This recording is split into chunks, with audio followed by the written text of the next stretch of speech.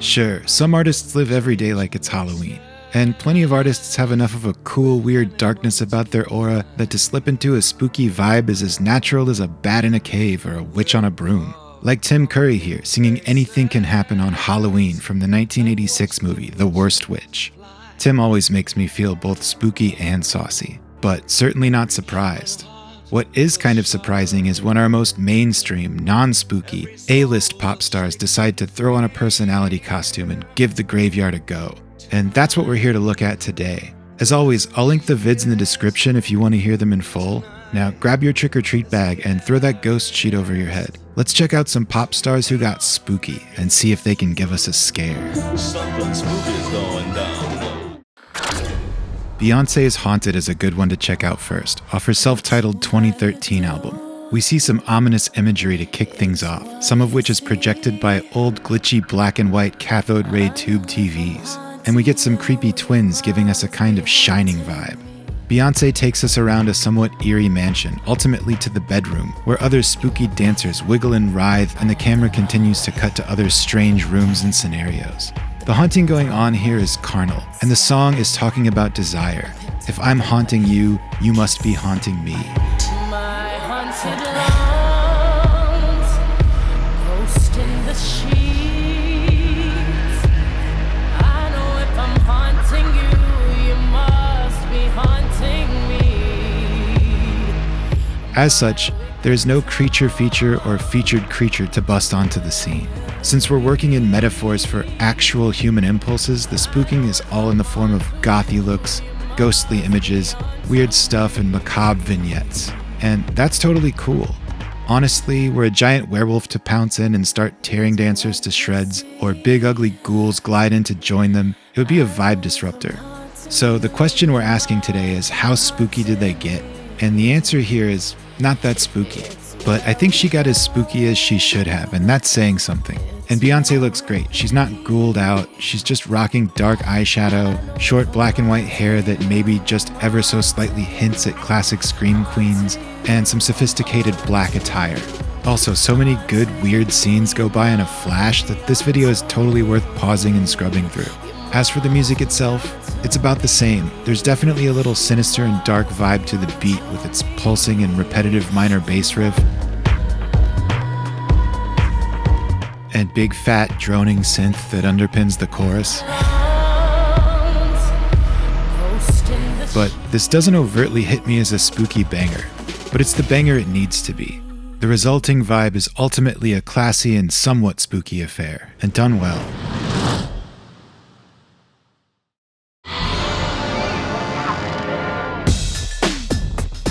I love that the Backstreet Boys got spooky for their song Everybody, Backstreet's Back, off their 1997 sophomore album called Backstreet's Back. Because lyrically, this song isn't spooky at all. It's just about how Backstreet's back. It's their second album. They're gonna rock ya. Throw your hands in the air and all that. So my best guess is the minor synth riff and the general music vibe had enough of a, hey, this is kinda spooky feel to it that when suggested they go spooky with the video, they just went, hell yeah.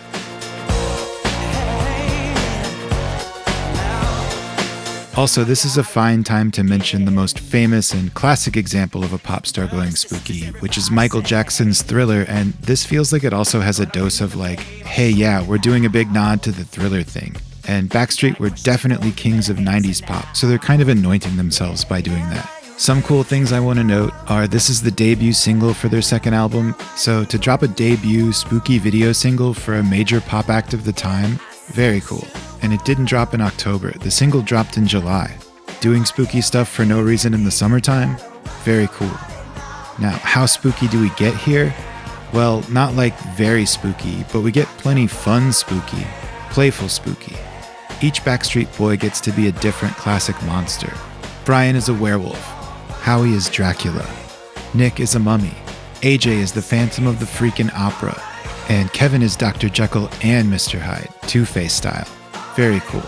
And the bus driver, played by Antonio Fargas from Putney Swope, Foxy Brown, Starsky and Hutch, etc., he becomes Frankenstein's monster. Again, very cool.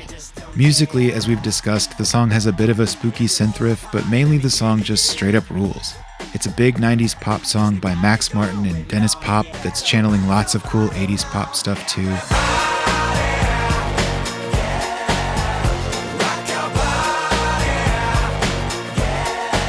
And you combine all that with this video that's a total creature feature doing nothing but feature all the classic creatures, and you get nothing but love from me. Backstreet's back, alright.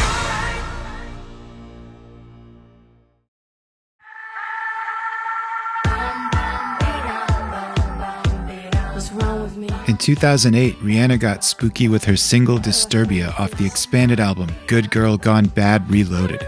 One thing I like right off the bat about this one is we're not getting spooky in the goofy classic monster movie kind of way. We're going spooky in that gritty and dingy and real way. Movies like Jacob's Ladder or Seven come to mind more than Dracula or Frankenstein. Psychological horror. And in that same vein, this almost looks like it could be a peak 90s 9 Inch Nails or Marilyn Manson video. If you swap this upbeat music for the 9 Inch Nails track Closer, it'd be pretty seamless. I know we could do this right now with the magic of YouTube, but it's such an obvious visceral connection, I bet your brain already did the simulation upon the mention.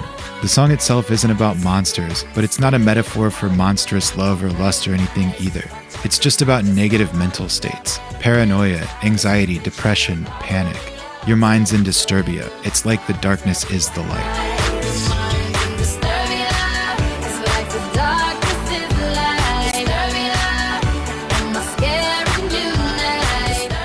Rihanna herself is thus dressed in black with nets and leather-type outfits, and her eyes are rolling back and her face is blurring and twisting in those psychological horror kinds of ways. Thus, when we ask how spooky did she get, honestly, pretty spooky. While I think classic monsters are fun, this kind of spooky goes a little bit harder.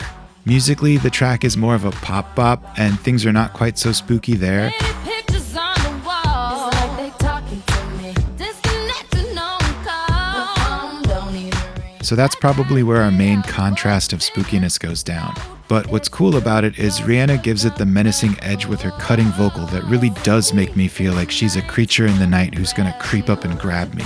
To do this and still keep the hook hitting hard is bad to the bone. I am sufficiently disturbed, and I want to dance about it. Even though there's no Vincent Price, I think Disturbia outspookies Thriller in terms of real spookiness. Is Rihanna the reigning queen of spooky pop? It's like the darkness is the light.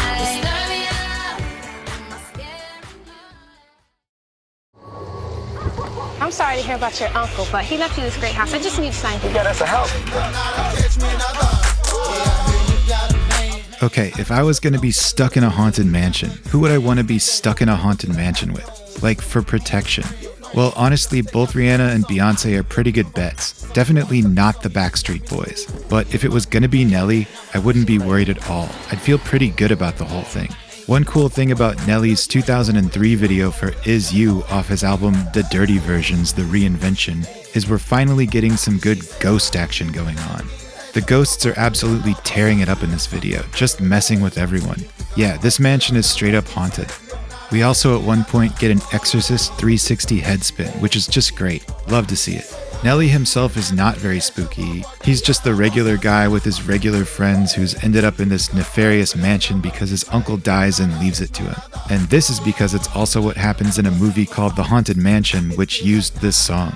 So lyrically, this song is in no way spooky. It was just used in a spooky movie. But Nelly also plays the head spooky ghosty who is causing all the drama and controlling the ghosts, and that guy is very spooky. The music itself, it's not what I'd call super spooky, but it's a little menacing, and part of that is because the beat samples the theme from the People's Court.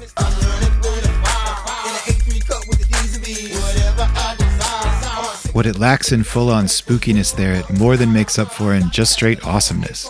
So regular Nelly has to defeat spooky Nelly by throwing a green orb in his face, and this frees all the ghosts who fly up into the night sky, and I can only presume everyone then parties happily ever after. It's also worth noting that when real Nelly hits Ghost Nelly with the green orb, his head explodes in a kind of Scanners or Ricky-O type head explosion. Oh man, what a magical ending. See, I knew I'd be safe in a haunted mansion with Nelly. Ghost justice has officially been served.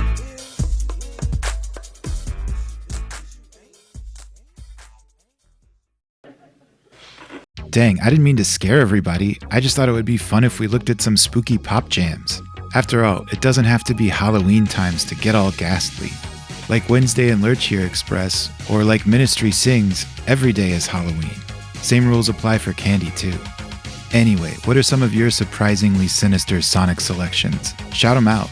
Also, you want to do that thing where we dump all our candy on the floor and trade up on our stashes? I've got too many Kit Kats and I really want some Twix. Oh crap, I think someone's coming. Hit the lights and everyone pretend to be asleep. We'll wake back up when they're gone. Okay, here we go.